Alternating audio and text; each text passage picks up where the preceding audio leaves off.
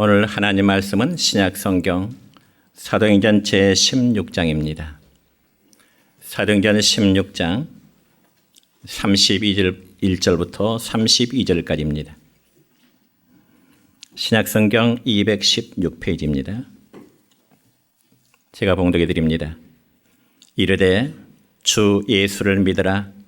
그리하면 너와 내 집이 구원을 받으리라 하고 주의 말씀을 그 사람과 그 집에 있는 모든 사람에게 전하더라. 아멘. 사랑과 축복의 메시지 나눕니다. 좌우로 보고 사랑하고 축복합니다. 사랑하고 축복합니다. 예, 감사합니다.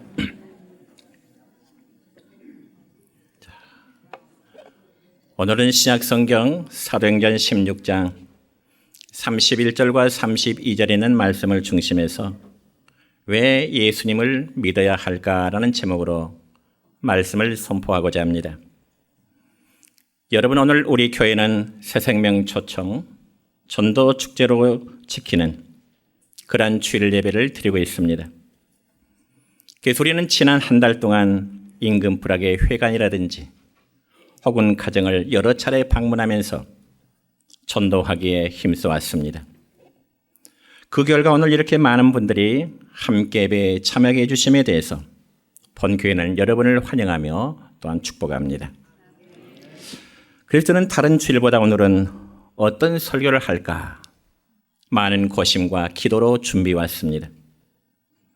그렇다면 여러분, 저는 오늘 여러분에게 먼저 한 가지 묻고 싶은 질문이 있는데 마음속으로 한번 스스로 답변해 보시기 바랍니다. 여러분, 신앙 혹은 믿음이라는 게 과연 무엇일까요? 과연 믿음이 무엇일까?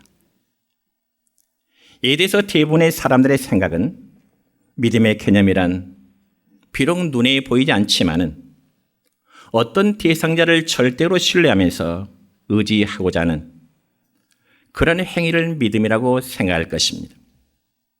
그렇지만 오늘 우리의 현실은 어떤가요? 과학의 발달로 인해서 사실로 증명되지 않는 것은 아예 믿으려고 하질 않습니다. 그리고 눈에 보이지 않는 것 역시 믿으려고 하질 않습니다. 그래서 무엇이든지 과학적으로 입증이 되어야 되고요. 그리고 눈으로 확인된 것만을 믿으려고 하는 것이 오늘날 대부분 사람들의 인식인 것입니다. 그렇지만 성경은 믿음의 정의에 대해서 이렇게 정의하고 있습니다. 성경 히브리서 11장 1절의 말씀 볼까요? 함께 읽습니다. 믿음은 바라는 것들의 실상이요 보이지 않는 것들의 증거니라. 아멘. 그러니까 이 말씀의 의미는 믿음이라는 것은 내가 바라는 것들이 실제로 이루어지라는 것을 확신하는 것이 바로 믿음이라는 것입니다. 예를 들어 여러분이 어떤 위급한 일을 당했을 때 가장 먼저 하나님을 찾는 것은 인간의 마음 속에 하나님이 존재하고 계신다고 하는 그러한 증거인 것입니다. 그럼에도 불구하고 사람들은 모든 매사에 의심을 참 잘하지요. 바른 말에도 그게 진짜일까? 그러면서 그것을 또다시 확인하고 싶어하는 마음들. 더군다나 죽은 사람이 다시금 살아났다고 하면 대부분 설마 아마 쇼겠지. 이런 반응들을 나타내기 쉬운 겁니다. 그와 마찬가지로 우리가 예수님을 믿음으로 구원을 받는 것도 역시 어쩌면 여러분이 듣기에 매우 황당한 소리로 들릴는지도 모르겠습니다. 그렇지만 여러분이요, 하나님은 우리 인간들을 너무 사랑하셔서 아들이신 예수님을 희생하시면서까지 우리에게, 죄인들에게 구원의 길을 열어놓으신 것입니다. 그리고 전도자들을 통해서 이러한 사실을 증거하도록 구원함에 이르도록 초청을 하고 있는 것입니다. 그럼에도 많은 사람들은 예수님을 믿자고 하는 이러한 권면에 대해서 귀를 가려워합니다. 여러분, 신약성경 디모데후서 4장 3절의 말씀을 보면은 말세에 나타날 많은 사람들의 증거에 대해서 이렇게 말씀합니다. 함께 읽습니다. 때가 이르리니 사람이 바른 교훈을 받지 아니하며 귀가 가려워서 자기의 사역을 따를 스승을 많이 두고. 아멘. 그러니까 여러분, 바른 교훈, 즉 전도를 해도 사람들의 마음속에 관심을 두지 않을 뿐만 아니라 아예 듣기조차도 귀찮아한다는 것입니다. 어쩌면 자신들의 귀가 가렵다는 겁니다. 여러분은 어떻습니까? 여러분 실제로 전도 현장에 보면 그런 경우는 아주 허다합니다. 그러면 오늘 저와 여러분은 예수님을 믿음으로 값없이 구원의 은혜를 누림에 대해서 감사할 수 있기를 축원합니다. 그렇다면 더 구체적으로 우리가 왜 예수를 믿어야 할까요? 첫째는 사람의 의나 선행이나 공로로는 절대로 구원함을 받을 수 없기 때문에 그렇습니다. 여러분 전도 현장에서 제가 많이 전하는 메시지 가운데 저는 이런 말씀을 자주 전하곤 합니다. 사람이 자신의 죽음에 대해서 모르는 것 4가지가 있다. 그러면 과연 사람이 자신의 죽음에 대해서 무엇을 모르느냐? 첫째는 자신이 언제 죽을지를 모른다는 것입니다. 두 번째는 내가 어디서 죽을지를 모른다는 사실입니다. 세 번째는 내가 어떻게 죽게 될는지 그건 역시 모릅니다. 그리고 마지막 4번째는 아주 중요한 것. 내가 죽음 후에는 어떻게 될까? 어디로 가게 될까? 이러한 사실에서 모른다는 점입니다. 그래서 여러분이요, 인간의 죽음은 모든 것의 끝이 결코 아닙니다. 그러므로 이 말은 어디서도 들을 수 없는 말일 것입니다. 왜냐하면 이 말은 신앙적인 측면에서만 이해를 할 수 있고 신앙적인 측면 속에서만 우리가 답을 얻을 수 있는 문제이기 때문에 그렇습니다. 여러분 한때 미국에 유명한 붕사였던 빌리 그레함이라는 목사님이 계셨습니다. 그분은 99세까지 사시다가 2018년도에 하나님 나라에 가셨는데 그분은 살아생전에 아주 인상 깊게 우리에게 남긴 말이 있습니다. 그게 무슨 말인가 하니 여러분 빌리 그레함이 죽었다는 소식이 신문에 나가든 절대로 그 신문 기사를 믿지 마세요. 왜냐하면 나는 죽은 것이 아니라 삶의 주소를 옮겼기 때문이라고 하는 아주 인상 깊은 이란 말을 남겼습니다. 그렇습니다. 여러분이요, 죽음은 이 세상에 살다가 저 세상으로 옮겨지는 어쩌면 주소를 옮기는 것에 불과한 것입니다. 그러면 과연 이 세상과 저 세상은 어떤 차이가 있을까요? 여러분, 이 세상은 바로 지금 우리가 살고 있는 이 현실을 가리켜서 우리는 이 세상이라고 말한다면 반면에 저 세상은 우리의 육안으로는 보이지 않지만 그렇지만 실제로 존재하는 하나님 나라 천국 아니면 지옥이 바로 이 세상과 그리고 저 세상이 되는 겁니다. 그러면 과연 인간의 죽음 이후에 펼쳐질 두 세상 중에 과연 여러분은 어디에 가기를 원하십니까? 이런 질문에 대해서 대부분의 사람들은 죽어서 천국 가기를 원하지, 하나님의 나라에 가기를 원하지, 나 지옥 가겠어. 그런 답변은 거의 들어보지를 못했습니다. 그럼 사람 성도 여러분이요, 하나님의 나라인 천국은 아무라도 마음만 먹으면 쉽게 갈 수 있을까요? 절대로 그렇지 않습니다. 여러분, 우리 주변에는 도덕과 윤리 면에서 하나님 믿고 예수님 믿는 우리 성도들보다 더 바르게 바르게 사는 사람들이 너무너무 많습니다. 그거 인정합니다. 그래서 그들은 준법 정신도 강하고요. 그리고 선한 일도 많이 하고요. 그리고 다른 사람들에게 정말 친절히 대해주면서 어려운 사람들을 도와주는 그런 분들이 많습니다. 그래서 주변 사람들로부터 많은 존경을 받고 있습니다. 그렇지만 그런 사람들은 대부분 자신이 죄인이라는 사실에 대해서는 잘 인정을 하려고 하지 않습니다. 그리고 자신은 이 세상에 살 때 정말 선하게 살았기 때문에 세상을 떠나서라도 아마 좋은 곳으로 들어갈 수 있으리라고 하는 그런 확신을 가지고 살아가고 있다는 것입니다. 그래서 많은 사람들은 자기의 의로운 선행이나 혹은 자기가 세운 선한 공로의 대가로 아마 죽어서 천국에 갈 수 있을 것이라고 하는 자기만의 확신을 가지고 있는 것입니다. 그러면 과연 그럴까요, 여러분? 정답은 그렇지 않습니다. 그런 생각은 사람들이 임의로 만들어 놓은 하나의 구원의 방법에 불과할 따름인 것입니다. 문제는 여러분이여 천국의 주인이 되시고 열면 닫을 자가 없고요, 그리고 닫으면 열 자가 없는 권세를 가지신 분, 인류의 심판권을 가지고 계시는 주님께서 그런 방법으로는 안 된다 말씀하십니다. 그러니까 인간의 선행만으로는 절대로 거룩하신 하나님 앞에 자신 있게 설 수 있는 자는 아무도 없다는 사실입니다. 여러분, 이 사실을 인정하십니까? 하나 예를 들어 볼까요? 여러분, 예수님 당시에는 자신들의 의로움과 그리고 자신의 선행을 드러내면서 아주 기득권을 가지고 살아가는 종교인들이 있었는데 대표적인 바리새인들이었습니다. 그 바리새인들은 자신들만이 하나님을 가장 잘 섬긴다고 하는 그러한 대단한 우월감을 가지고 있었습니다. 그럼에도 하나님은 바리새인들의 의와 선행으로는 절대로 하나님 나라 천국에 갈 수 없다, 그렇게 말씀하십니다. 그리고 스스로 건강하다고 자신하는 사람에게는 의사가 필요 없다는 말씀을 비유적으로 하신 적이 있습니다. 그러므로 그렇게 생각하는 사람에게는 우리의 죄를 드시고 대신해서 십자가를 지신 예수님의 필요성을 그들은 생각하지 않습니다.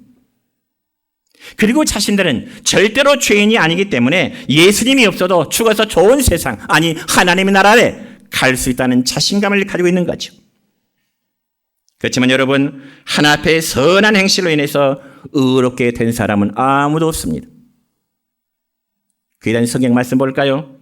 신약성경 로마서 3장 10절에 보면 이런 말씀이 있네요. 시작. 기록된 바 의인은 없나니 하나도 없으며, 또 로마서 3장 23절입니다. 시작. 모든 사람이 죄를 범하였음에 하나님의 영광에 이르지 못하더니. 아멘. 그렇습니다. 하나 없이 하나님 앞에 죄 없이 깨끗한 자는 아무도 없습니다. 그럼에도 불구하고 자신은 깨끗하고 자신은 정말 죄가 없다고 그렇게 자신을 가진 사람에 대해서 하나님의 말씀인 성경은 뭐라고 말씀하는지 아십니까? 이 점에서 요한일서 1장 8절의 말씀 보면 이런 말씀이 있습니다. 시작. 만일 우리가 죄가 없다고 말하면 스스로 속이고 또 진리가 우리 속에 있지 아니할 것이요. 말씀 한 군데서 봅니다. 요한일서 1장 10절의 말씀입니다. 시작.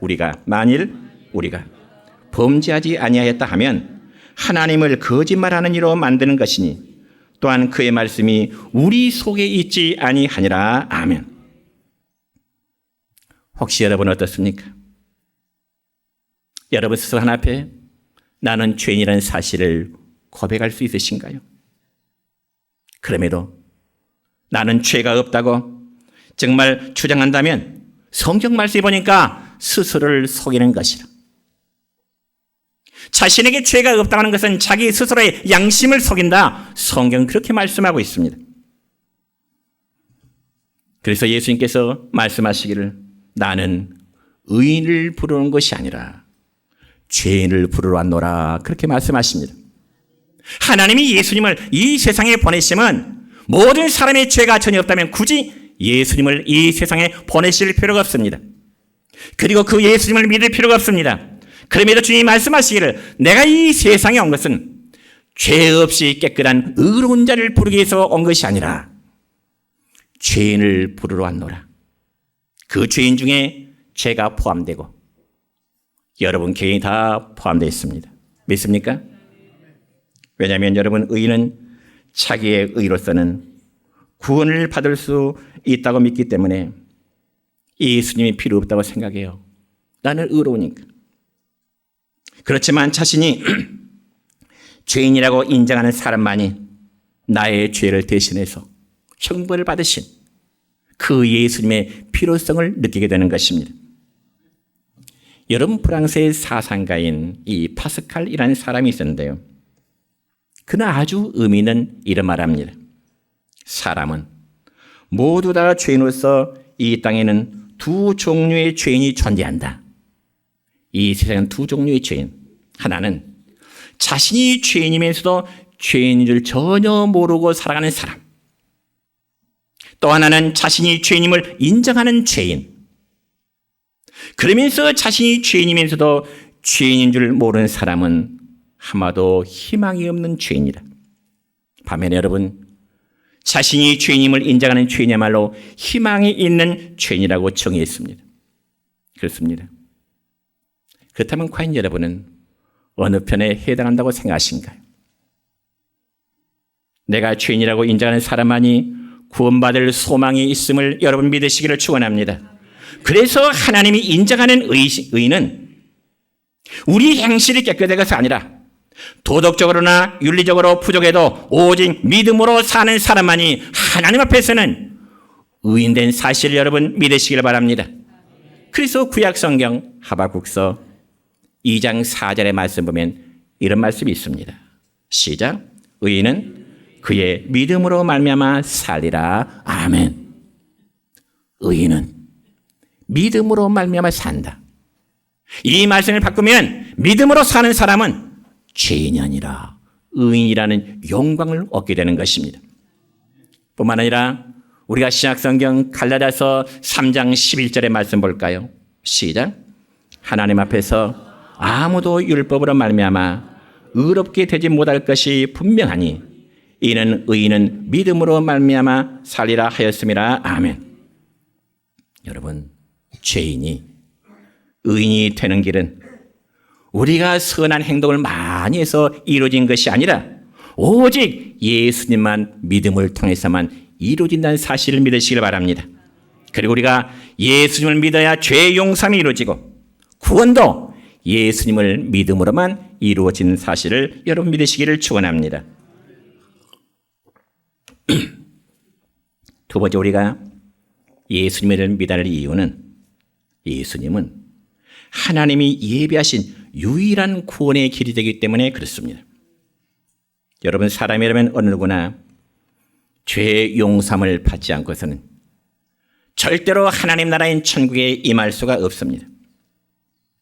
그러니까 하나님의 나라에 임하기를 원한다면 반드시 가장 우선된 것이 죄의 문제를 해결해야 한다는 겁니다. 왜냐하면 죄 있는 상태로는 거룩하고 영화로운 하나님 나라에 들어갈 수 없기 때문에 그렇습니다. 그래서 반드시 자신의 죄를 깨닫고 회개하는 자만이 하나님의 나라에 들어갈 수 있음에 대해서 예수님 말씀하시는데, 우리가 신약성경 마태복음 5장 8절의 말씀 보면은 예수님은 산 위에서 말씀을 가르칠 때 애통하는 자는 복이 있나니 천국이 저희 것이며 말씀합니다. 애통하는 자는 복이 있다. 그럼 여러분이요, 무엇에 대한 애통을 말하는 것일까요? 무엇을 애통해야 할까요? 그건 당연히 죄에 대한 애통함입니다. 그래서 여기 애통한다는 단어의 뜻을 보면은 몹시 슬퍼하고 가슴 아파한다. 애통해 한다. 가슴 아파하고 애통해하는 말.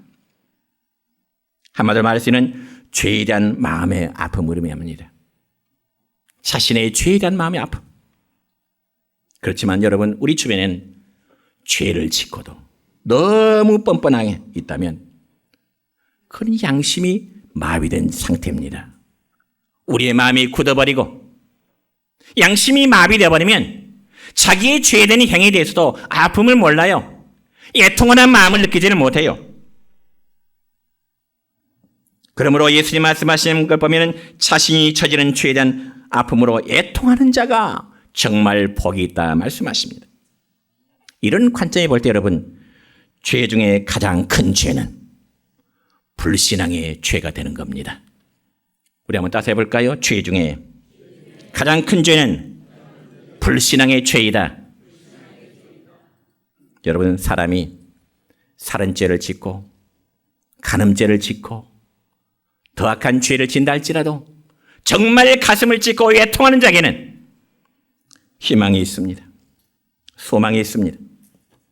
죄 용서함이 있습니다. 그러나 불신앙의 죄는 용서함이 없습니다. 불신앙의 죄는, 여러분, 프랑스의 사상가인 볼테르라는 사람이 있었습니다. 볼테르 그러면 그 철저한 무신론자입니다. 신의 존재를 부정해요. 하나님의 존재를 부정한 사람이에요. 그래서 이 볼테르라는 사람은 하나님의 존재를 부인하는 글을 써서 자신이 운영하는 인쇄소에서 책을 출간했습니다. 신적인 존재는 없다는 무신론적인 책을 발간했습니다. 그러면서 이 볼테르는 하나의 애언을 하게 되는데요. 애언을. 어떤 애언을 하게 되느냐. 앞으로 100년 후에는 지구상에서 하나님의 존재를 믿는 미신가들이 완전히 사라질 것이다. 만약 하나님이 존재한다면 이렇게 욕을 퍼붓는 나를 하나님이 가만두겠는가. 그러면서 아주 당담하고 큰 소리로 애언을 하게 됩니다. 그저 많은 국민들이 볼테르의 글과 연설에 박수갈채를 보냅니다. 그런데 볼테르 역시 결국 나이가 들어서 자신의 죽음이 점점 다가오게 될 때 이 볼테르도 그 자신만만했던 볼테르도 죽음이란 두려움과 공포를 갖게 됩니다. 그래서 이 볼테르는 몸을 떨면서 자기의 주치에게 간청합니다. 선생님, 나에게 6개월만 생명을 더 연장해 줄 수 없나요? 6개월의 생명을 더 연장해 줄 수 없나요? 그렇게 애원했습니다. 그렇지만 그도 마지막 죽음에 이르게 되자 이 볼테르는 죽음의 임종 직전에 이런 말을 하게 됩니다. 이제 나는 지옥불에 들어가는구나. 나는 이제 지옥불에 들어가는구나. 이 한마디의 말을 남기고 그는 세상을 떠나게 되었습니다. 그렇다면 여러분, 볼테르가 말한 대로 이 세상에는 하나님을 믿는 사람이 다 사라졌나요? 볼테르가 사망한 지 246년이 지났지만 전 세계의 기독교는 수십억에 이르고 있습니다.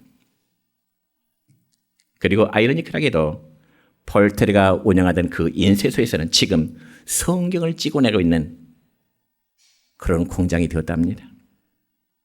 여러분, 세상에서 가장 무서운 죄는 하나님의 존재하심을 부인하는 것이고 예수님을 믿지 않으려 하는 것입니다. 여러분, 그렇게 생각해 보셨나요?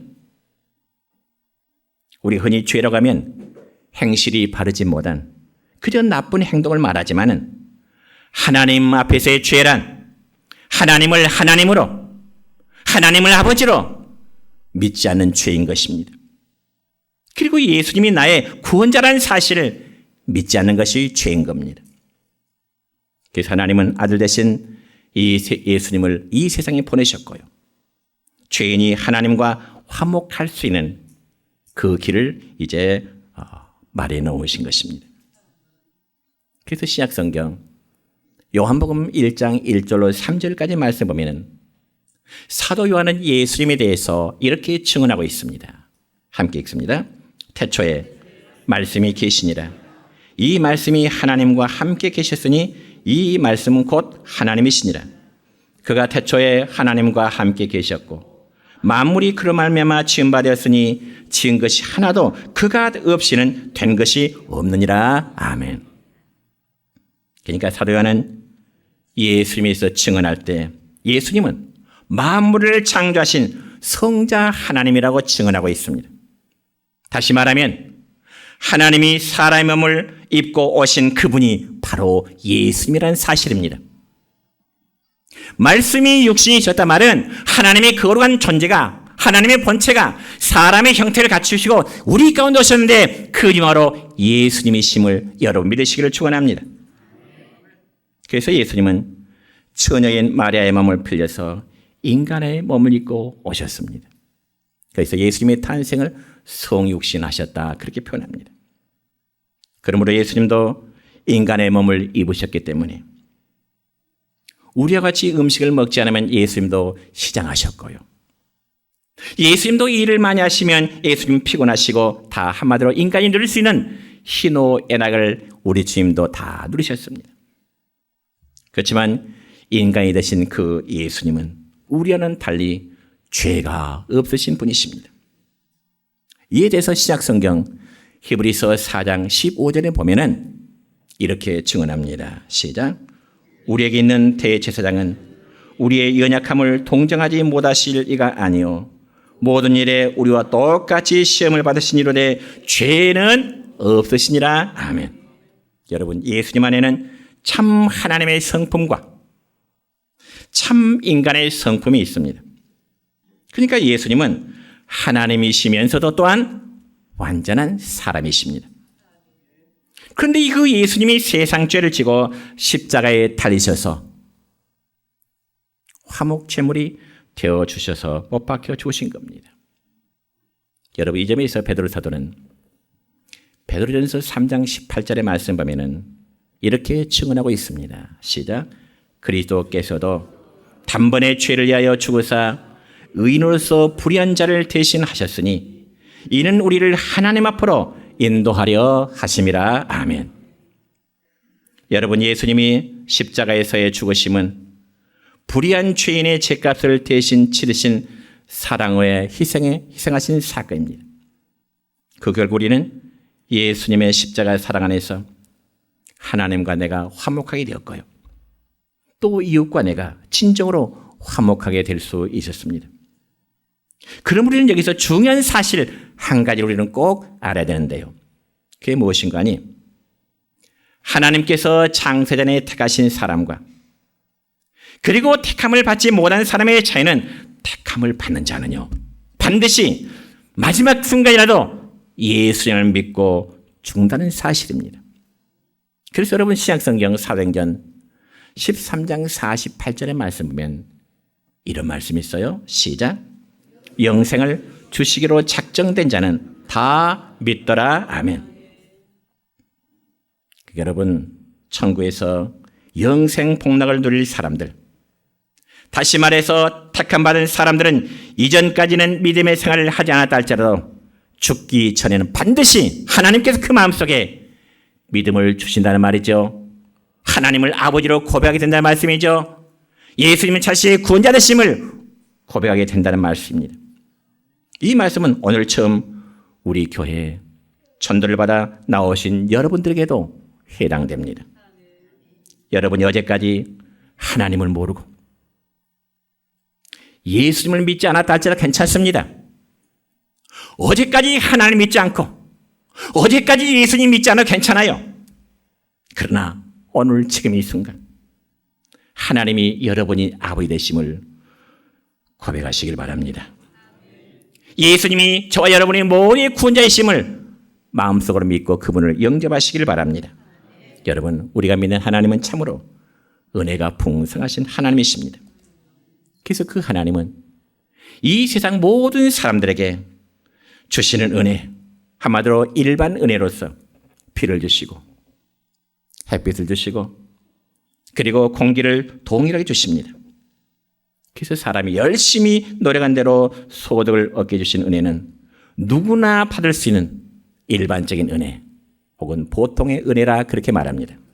그러나 하나님이 아무에게나 주지 않고 오직 하나님께서 택함을 받는 자들에게만 그 주시는 은혜는 우리가 특별 은혜라 말하는데 그것은 바로 예수님을 믿게 되는 은혜임을, 예수 믿게 되는 은혜임을 여러분 믿으시길 바랍니다. 그래서 우리가 아무리 전도해도 누구나 다 예수 믿게 되는 것이 아니면 바로 이러한 이유 때문인 것입니다. 그러므로 하나님이 창세전에, 우주 창조 전에 택하신 백성은 반드시 회개하게 되고 예수님께 돌아오게 되는 역사가 이루어지게 되는 것입니다. 그런 역사가 오늘 처음에 나온 여러분 우리 모두에게도 임하기를 축원합니다. 여러분, 우리가 회개하고 싶다고 해서 회개가 쉽게 되는 게 아니고요. 교회 나오고 싶다고 해서 아무나 쉽게 나오게 되는 건 아닙니다. 이 모든 것이 하나님의 특별한 은혜임을 여러분 믿으시기 바랍니다. 그럼 오늘 이 자리에 모인 분들은 모두가 이 특별한 은혜를 받고 구원의 은혜 속에 거하는 여러분 되시기를 축원합니다. 마지막 세 번째로 누구든지 예수를 믿고 영접하는 자가 구원함을 얻게 됩니다. 우리가 오늘 읽은 성경 말씀 가운데 31절의 말씀은 이렇습니다. 시작. 주 예수를 믿으라. 그리하면 너와 네 집이 구원을 받으리라. 아멘. 주 예수를 믿으라. 그리하면 너와 네 집이 구원을 받으리라 그랬습니다. 여러분, 이 말씀은 빌립보 감옥을 지키던 간수가 바울 사도가 전하는 그 복음을 받고 그와 온 가족이 예수님을 영접하여 구원받다는 가정의 역사를 말합니다. 그런데 여러분, 우리가 예수 믿으면 구원을 받는다고 하는데 그 구원의 의미가 뭘까요? 도대체 교회 다니는 사람들이 예수 믿으면 구원받았는데 그 구원의 의미가 무엇이라는 것입니다. 저는 전도할 때 이 부분을 좀 강조합니다. 여러분, 구원이라는 말을 아주 쉽게 설명하자면 이래요. 자, 구원이라는 말은 죽어갈 자를 살려낸다. 그게 구원입니다. 죽어갈 자를 살려내는 게 구원이에요. 예를 들어서 물에 빠진 자를 건져내는 것을 우리가 구조했다고 그러고요. 타오르는 불꽃 가운데서 사람을 끌어내는 것을 구출하고 말한다면 구조와 구출, 이것을 한마디로 다른 표현하자면 구원받았다, 그렇게 말하는 거죠. 생명의 구원을 받았다. 그렇다면 우리가 예수를 믿음으로 구원을 받았다는 것은 예수를 믿지 않았을 때는 뭐예요? 영적으로 죽어 있다는 상태예요. 육신은 살아있지만은, 사고하고 행동하고 있지만은 영적으로는 죽어 있다 그 말이죠. 모든 사람이 육체는 살아서 육신의 생명을 가지고 있지만은 영적인 생명이 죽었다는 것은 하나님과의 관계가 단절되었다, 그런 뜻입니다. 하나님과의 관계가 단절된 건 그를 가리켜서 영적 죽음이라 그렇게 말합니다. 그래서 우리가 예수를 믿음으로 구원을 받았다는 것은 예수님께서 영적으로 죽은 우리를 바로 하나님과의 관계를 다시금 회복시켰다, 그 바로 구원이라 그렇게 말합니다. 그러나 우리가 예수를 믿어 영접하면은 우리가 죄와 허물로 죽은 상태에서 다시금 영적으로 살아난 은혜를 잊게 되는데, 이것을 성경에서는 중생했다 혹은 거듭났다 그렇게 표현하고 있습니다. 그리고 이처럼 구원받은 사람에게 나타나는 변화가 있습니다. 예수를 믿음으로 구원받은 자에게 나타나는 변화가 뭐냐? 바로 회개하는 모습입니다. 그러니까 구원은 분명 우리가 믿음으로 받게 됩니다. 믿습니까? 구원은 무엇으로 받는다? 예수님을 믿음으로 받는다. 그러나 우리가 이 예수님을 믿으면 믿음의 증거는 뭘로 나타낼까요? 회개로 나타내야 됩니다. 그래서 어떤 성도는 예배 시간 중에나 혹은 찬양대 찬양을 통해서 눈물을 흘리며 회개하는 분도 있고요. 어떤 분은 설교 말씀을 통해서 눈물을 흘리는 분도 있습니다. 이런 특별한 감동과 눈물은 성령 하나님의 역사로 이루어지고요. 그 사람 안에 믿음이 있다는 증거인 것입니다. 그래서 누가복음 23장 41절의 말씀 보면 예수님께서 이제 십자가에 달리셨을 때 좌우에 두 강도를 또 함께 달렸는데, 한편 강도가 십자가에 달린 다른 강도에게 이렇게 말해요. 뭐라고 말하느냐? 시작.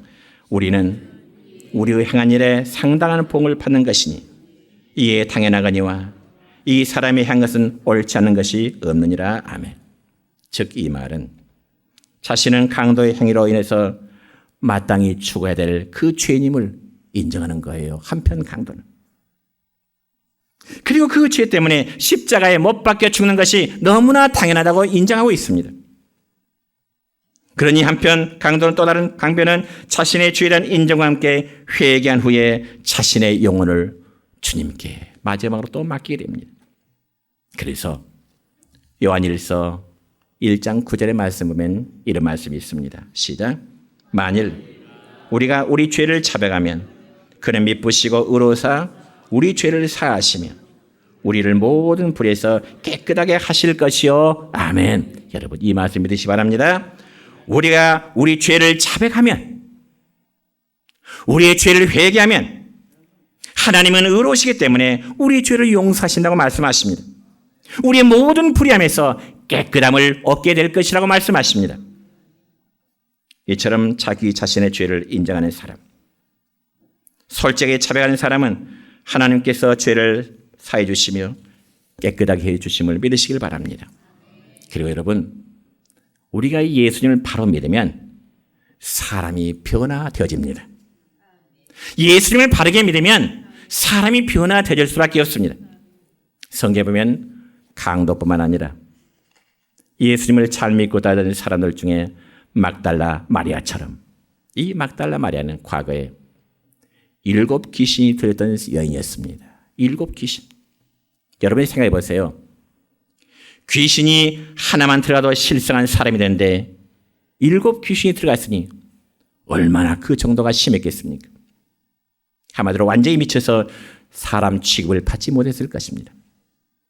그럼에도 그 몸에 예수를 통해서 귀신이 떠나게 되자 온전한 사람으로 변화돼서 예수님을 따르며 주님을 아름답게 섬기는 성녀, 거룩한 여인이 되었던 것입니다. 이 모든 일은 하나님의 은혜요, 하나님의 능력이었습니다.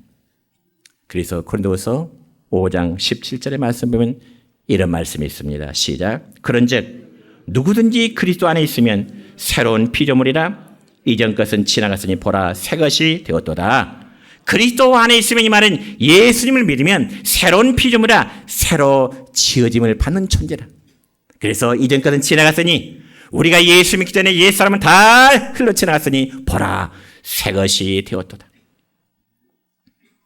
예수님 믿으면 새 사람으로 변화됨을 여러분 믿으시기 바랍니다. 이제 말씀했습니다. 성도 여러분이요, 우리가 왜 예수님을 믿어야 할까요? 왜 예수를 믿어야 할까요? 사람이 자기의 의로움이나 선행이나 어떤 공로는 절대로 구원함을 받지 못하기 때문에 그렇습니다. 세상에 의로운 자는 한 사람도 없습니다. 그러나 하나님이 인정하시는 의인은 오직 믿음으로만 사는 자를 하나님은 의롭다고 인정하십니다. 그래서 예수님은 하나님이 예비하신 유일한 구원의 길입니다. 그러므로 누구든지 예수님을 마음속에 믿고 영접하는 자는 구원에 이룰 줄 믿으시기 바랍니다. 그러니 우리 모두는 예수님을 믿어서 하나님의 사랑을 받고 구원받아 영원한 하나님 나라에 들어가는 축복 받으시기를 주님의 이름으로 축원합니다.